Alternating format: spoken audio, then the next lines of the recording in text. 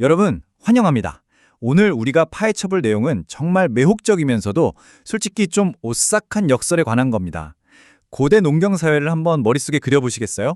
추수철이 되면 사람들이 옹기종기 모여서 막 음악도 연주하고 웃고 떠들면서 포도를 발로 밟잖아요? 집을 내려고요. 아주 활기차고 기쁨이 넘치는 일상의 풍경이죠. 그런데 여기서 진짜 미스터리한 질문이 하나 생깁니다. 어떻게 이토록 즐거운 고대의 농사일이 성경에서는 신성한 공의와 심판을 나타내는 가장 끔찍하고 노골적인 은유로 탈바꿈했을까요? 자, 오늘 이 놀라운 상징의 변화 과정을 아주 낱낱이 해보해 보겠습니다. 다들 준비되셨죠? 바로 시작하겠습니다. 자, 어떻게 평범하게 그지없는 농사일이 그 포도를 밟는 친숙한 노동이 피할 수 없는 공포의 이미지가 되어버린 걸까요? 고대 유대인들에게 포도즙을 짜는 일은 매년 반복되는 너무나도 일상적인 일이었습니다. 그런데 성경은 이 뻔하디 뻔한 행위를 훅 가져다가 하나님의 준엄한 공의 그리고 최후 심판이 얼마나 철저한지를 설명하는 데 사용합니다. 완전히 극과 극에 있는 두 이미지가 정면으로 충돌하면서 엄청난 긴장감을 만들어내는 거죠. 도대체 왜 그랬을까요? 이 은유를 제대로 이해하기 위해 우리는 이 겹겹이 쌓인 의미를 세 가지 층위로 하나씩 벗겨내 볼 겁니다. 먼저 그 첫 번째 칭의, 바로 시각적인 충격입니다. 여기서 정말 흥미로운, 아니 약간 소름 돋는 점은 아주 선명한 시각적 대조입니다. 잘 익은 붉은 포도를 틀에 잔뜩 넣고 무거운 발로 꾹꾹 밟는다고 생각해 보세요. 껍질이 퍽 하고 터지면서 아주 진하고 어두운 붉은 즙이 사방으로 튀겠죠.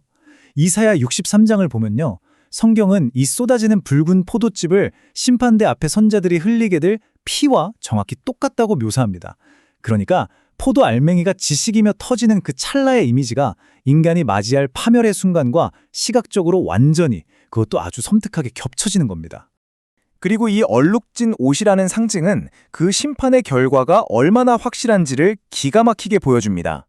여러분, 포도즙 틀 안에서 열심히 포도를 밟는 노동자들의 옷을 본 적 있으신가요? 붉은 즙이 사방팔방으로 튀어서 온통 얼룩져 있잖아요. 이게 바로 심판주가 입은 옷이 원수들의 피로 붉게 물드는 것을 상징합니다. 옷에 한 번 깊게 베어버린 붉은 즙의 얼룩은 절대 쉽게 지워지지 않죠. 마찬가지로 일단 이 포도즙 틀이라는 심판의 장소에 발을 들이게 되면 그 결과는 누구도 절대 피할 수 없다는 걸 보여주는 겁니다. 정말 압도적이고 두려운 시각적 경고인 셈이죠. 자, 그럼 이제 두 번째 층위로 넘어가 볼까요? 이번에는 밟는다는 물리적 행위 자체가 가진 진짜 의미를 들여다보겠습니다. 단순히 눈에 보이는 색깔의 겹침을 넘어서서 여기서 우리가 주목해야 할 핵심은 바로 이 밟는다는 행위의 본질입니다. 포도를 밟아서 즙을 낼 때 살살 아기다루듯 누르는 사람은 아무도 없습니다. 알맹이의 형태가 완전히 으깨져서 형체조차 알아볼 수 없을 때까지 아주 꾹꾹 체중을 실어서 짓밟죠. 고대 사회에서 무언가를 발로 밟는다는 것은 완벽한 물리적 정복과 굴복을 의미했습니다. 그러니까 하나님의 심판은 그냥 너 그러면 안 돼 하고 적당히 경고만 하고 끝나는 게 아니라는 겁니다. 죄와 악의 세력을 말 그대로 형체조차 남지 않게 완전히 박멸해버리는 철저하고도 타협 없는 파괴라는 사실을 바로 이 행위가 증명하고 있는 거죠. 요한계시록 14장에 나오는 이 묘사를 한번 들어보세요. 하나님의 진노에 큰 포도주 틀에 던짐에 틀에서 피가 나서 말굴레에까지 닿았다고. 와, 어떠신가요? 이 어마어마한 스케일의 공포가 확 와닿지 않으십니까? 피가 강물처럼 철철 넘쳐 흘러서 무려 말의 입에 물리는 재갈, 즉 말굴레 높이까지 찰랑찰랑 차올랐다는 얘기입니다. 악인들이 차곡차곡 쌓아온 그 죄의 분량이 마침내 턱 밑까지 찼을 때 그동안 꾹꾹 억눌려 있던 하나님의 거룩한 분노가 얼마나 무시무시한 규모로 쏟아져 내리는지를 보여주는 대목이죠. 이보다 더 생생하고 더 그래픽적으로 묘사할 수는 없을 겁니다. 계속해서 세 번째 층위, 수학의 시기입니다. 역학관계를 넘어 농사에서 가장 중요한 타이밍에 대한 이야기입니다. 이 심판에는 아주 중요한 임계점이 하나 존재합니다. 바로 죄의 무르익음이죠. 농부들을 생각해 보세요. 포도가 아직 퍼렇게 덜 익었는데 냅다 따서 틀에 던져넣진 않잖아요. 뜨거운 태양빛을 받고 과육이 완전히 익어서 당장이라도 터질 듯할 때까지 아주 끈기 있게 조용히 기다립니다. 하나님도 마찬가지라는 겁니다. 감정적으로 그 자리에서 욱해서 즉각적인 심판을 내리시는 분이 아니에요. 포도가 천천히 익어가듯 인간의 죄악이 온 세상에 가득 차서 이제는 도저히 간과할 수 없는 그 임계점, 그 한계치에 도달할 때까지 오래오래 참고 기다리십니다. 다르게 말하면 심판은 그 기나긴 인내가 마침내 끝나는 정확한 수확의 타이밍에 집행된다는 뜻입니다. 그래서 이 수확이라는 건 아주 흥미로운 이중성을 띠게 됩니다. 추수철은 기본적으로 알곡을 거두는 시기죠. 선택받은 자들에게 이 수확의 시기는 1년 중 가장 벅차고 기쁜 최고의 축제 날입니다. 하지만 반대로 버려진 자들, 그러니까 진노의 포도주 틀에 훅 던져질 쭉정이들에게 이날은 영원하고 끔찍한 심판이 시작되는 파멸의 날인 겁니다. 똑같은 수확의 날인데도 불구하고 누군가에게는 상상할 수 없는 큰 기쁨이, 또 다른 누군가에게는 절대적인 멸망이 되는 아주 섬뜩한 분기점이 된다는 거죠.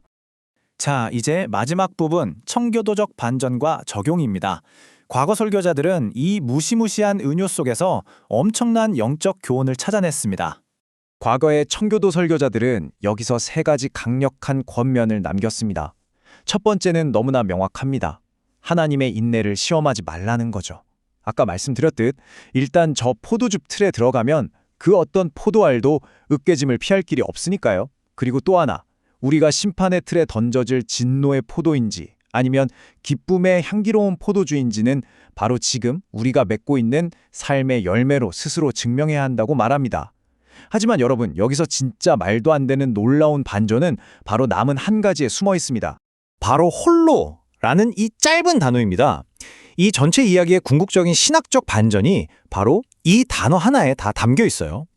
원래대로라면 죄를 지은 우리 자신이 저 끔찍한 진노의 포도즙 틀에 던져져서 철저하게 으깨지고 짓밟혀야 마땅하잖아요. 그런데 놀랍게도 재판장이신 예수 그리스도께서 죄인인 우리를 밖으로 확 밀어내시고는 본인이 직접 그 틀 안으로 걸어 들어가셨다는 겁니다. 그리고 우리를 대신해서 아무도 없이 철저히 홀로 그 진노의 틀 안에서 으깨지는 엄청난 고통을 당하셨습니다. 심판을 내려야 할 주체가 거꾸로 심판의 대상이 되어서 그 무서운 벌을 온전히 혼자 감당하셨다는 거죠. 이 극적인 대속의 이야기가 자칫 공포로만 끝날 뻔했던 이 은유를 완전히 새롭고 은혜로운 차원으로 끌어올리는 겁니다. 그렇다면 이제 마지막으로 이 묵직한 질문을 여러분 스스로에게 던져보셨으면 좋겠습니다. 하나님의 공의는요, 이 포도즙 들처럼 정말 단 한 치의 오차도 없이 철저하고 확실합니다. 피할 수 없죠. 하지만 동시에 우리를 대신해서 스스로 그 틀에 들어가 기꺼이 으깨지신 그 사랑 또한 우리가 감히 상상할 수 없을 만큼 거대합니다. 이 놀라운 사실 앞에서 여러분의 삶이 맺고 있는 열매는 지금 대체 어디를 향해 가고 있습니까? 여러분은 철저히 으깨지고 말 진노의 포도입니까?